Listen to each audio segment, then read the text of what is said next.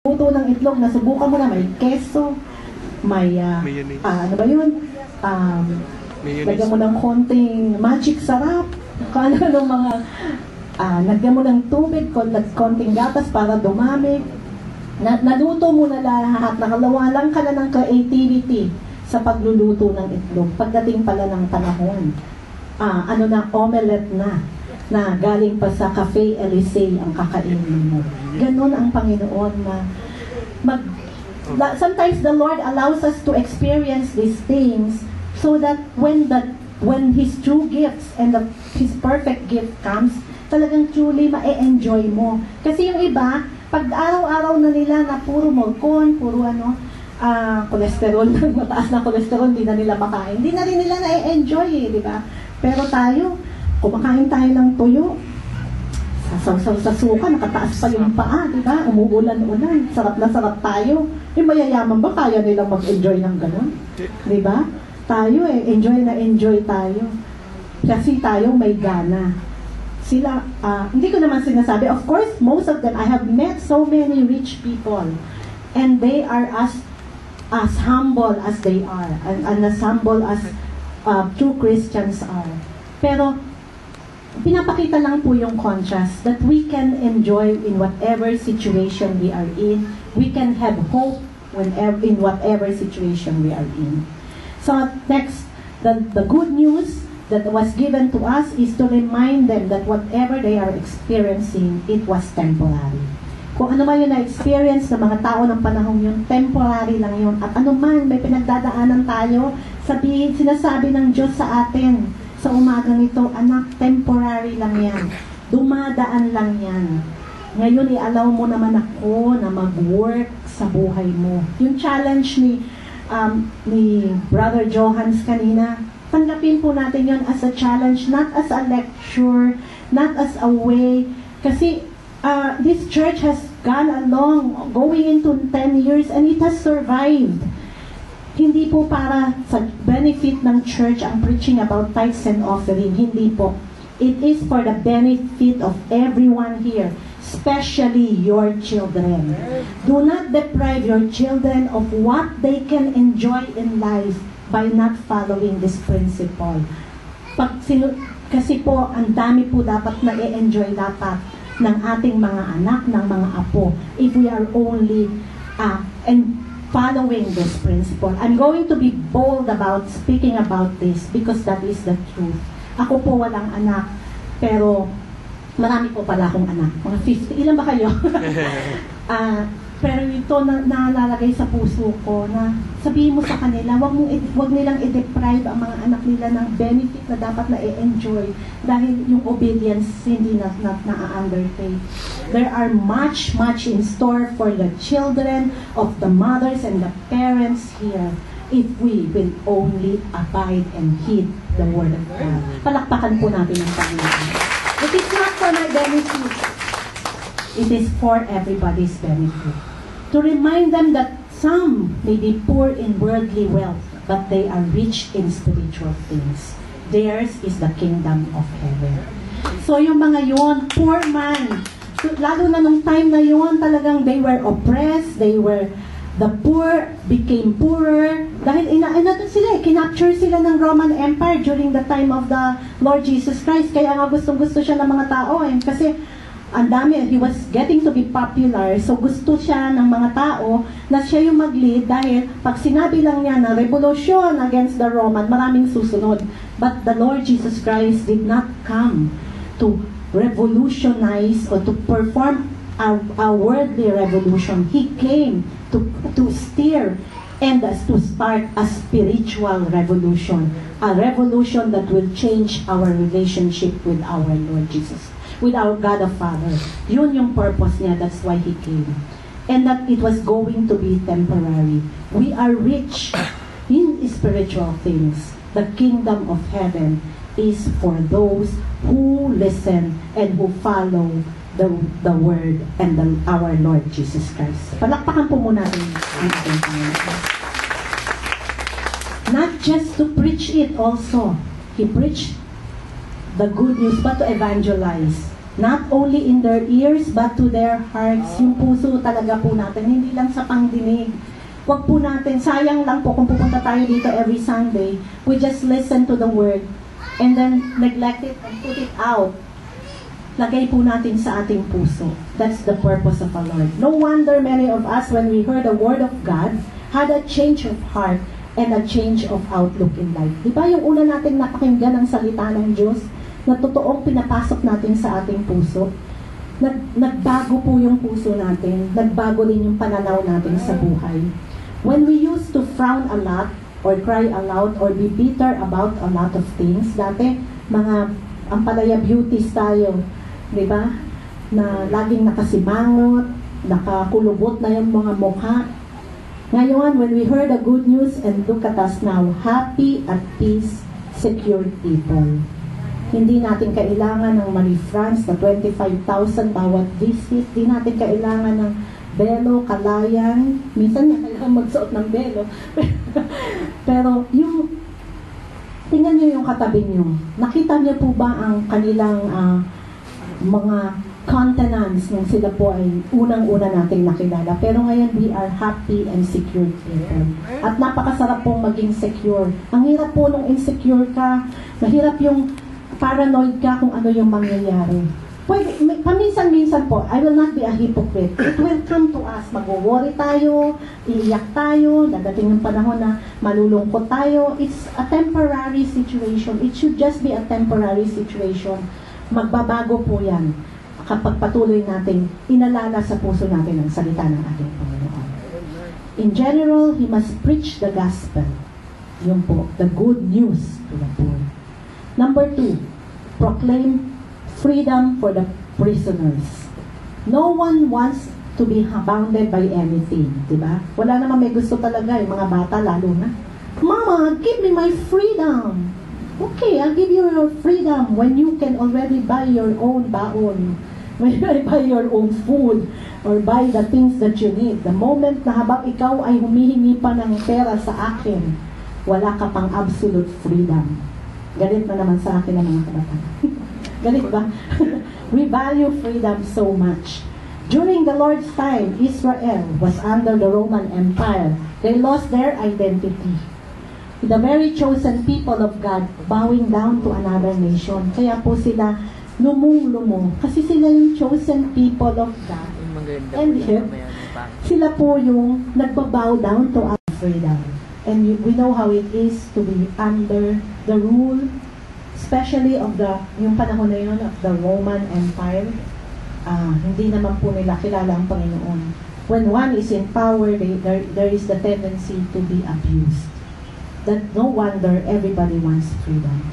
This is why the Lord came and died on the cross. He did not do it just for one man on the cross.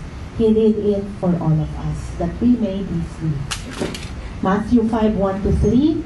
Ito po yung kanina pala. Ito po yung verse na dapat ay para po doon sa una. Now when Jesus saw the crowds, He went up on the mountainside and sat down. His disciples came to Him and He began to teach them the Beatitudes. He said, "Blessed are the poor in spirit, for theirs is the kingdom of heaven." Number 3, the reason why the Lord Jesus came, He gave to give recovery of sight to the blind. He came to bring light to those in the dark. Nagbigay ng liwanag sa mga tao na nasa kadiliman. So, sa ating mga buhay, salamat sa Panginoon na tayo ay nasa kaliwanagan na. At napakaganda po na namnamin natin araw-araw, Lord, thank you that I am no longer in darkness. And if there is one, or meron pa po dito sa ating kalagitnaan na still living in the dark. Yung akala ng iba, okay yung buhay natin. Pero hidden pala, meron tayong mga ginagawa na hindi natin kayang gawin hayagan. Anything that you need to hide when you're doing it, then it's not right before the eyes of the Lord. Let us get rid of that. Magpalinis na po tayo, magpaayos na po tayo. Bring ourselves to the light of our Lord Jesus Christ. Get out of the dark, my dear brother or my dear sister. Hindi yan ang gusto ng Panginoon na lugar ng kanyang mga anak. He came to give sight to them that were blind. Marami po kasing tao, akala nila, nakikita nila ang mga bagay-bagay. Nakikita nila ang maraming bagay. And yet, they are blind to the truth. They are blind to the Word of God. They are blind to the power of the Lord in their lives. They continue to live in blindness. Especially during that time. Marami po kasi ng mga panahon na yun na sumaside sa mga Roman Empire, pinagkakanulo. Even those days, may mga makapili na rin noon. Akala nila they are at the right side. Pero ang totoo, they are at the blind side. To those who say, Lord, that our eyes may be open. Lord, buksan mo po yung aming paningin. His answer shall be, receive your sight. Tanggapin mo ang iyong paningin. Recovering of sight to the blind. He came not only by the word of His gospel to bring light to them that sat in the dark, but by the power of His grace to give sight to them that were blind, not only the Gentile world, but every ungenerate soul that is not in bondage. See, Christ came to tell us that He has salved. Sino po dito nakaranas na magka-sore eyes?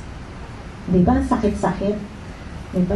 Yung mga naman nagkaroon ng katarata, na magkaroon ng mga glaucoma, masakit po yun. Ang Panginoon po came to those people who were in this situation to give them a medicine that will heal it physically. But He gives more than that. He gives more than just opening our eyes. Not only our physical eyes ang makaka-receive ng recovery of sight, most especially yung ating spiritual eyes. Nung makilala natin ang Panginoon, sabi natin, Lord, Ikaw pala, ang tagal-tagal ko, akala ko kilala na kita. Nung pala punong-puno ng dumi ang aking mata. This is who you really are in my life. And that moment that we saw the face of God, the power of God, and what He can do for our life, di po ba naginhawahan ang paningin natin? Ang tingin natin sa paligid natin, no, napakadilim, wala ng pag-asa. Lagi tayong nakatungo, hindi tayo makatingala, hindi tayo makalakad ng face up, diba? Kasi ang dami nating problema, naglalakad tayo, nagsasalita tayo ng mag-isa, dahil ang dami nating baong-baong suliranin. But when we found the Lord, when we surrendered our lives to Him, we have received our spiritual sight. We have received a spiritual eye that can see that the Lord is ahead of us, working for our future. He was in the past taking care of the ugly tracks that our sins have left behind. Inayos niya yon, pinaganda niya. And He is continuously with us, taking care of every step. Na kung meron tayong step na hindi nakikita, para ang Panginoon yung nagsasabi sa atin na like a person na nag-grope in the dark, o anak, o sige, one step, two more steps, o aakyat kayo ng konti. He is our guide.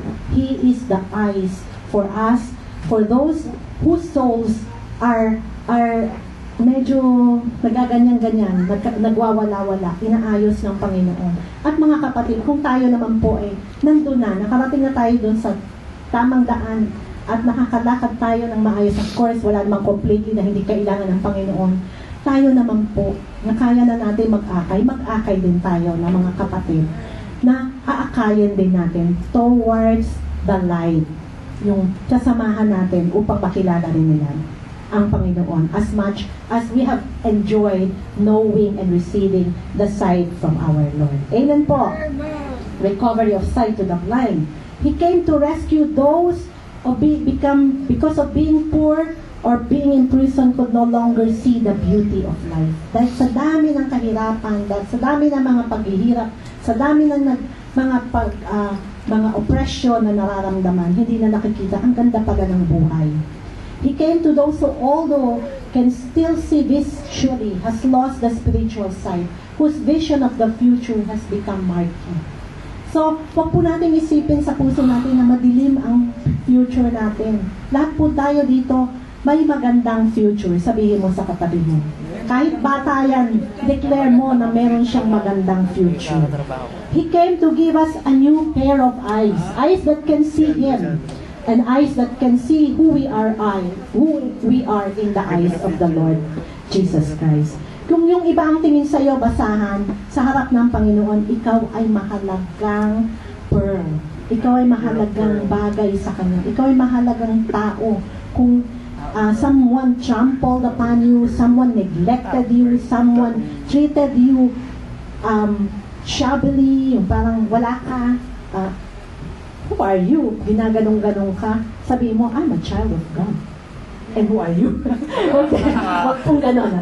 Na sana rin ikaw ma-realize mo na you can also be a child of God. So, we have received this from our Lord Jesus Christ. What has taken our eyes off the Lord?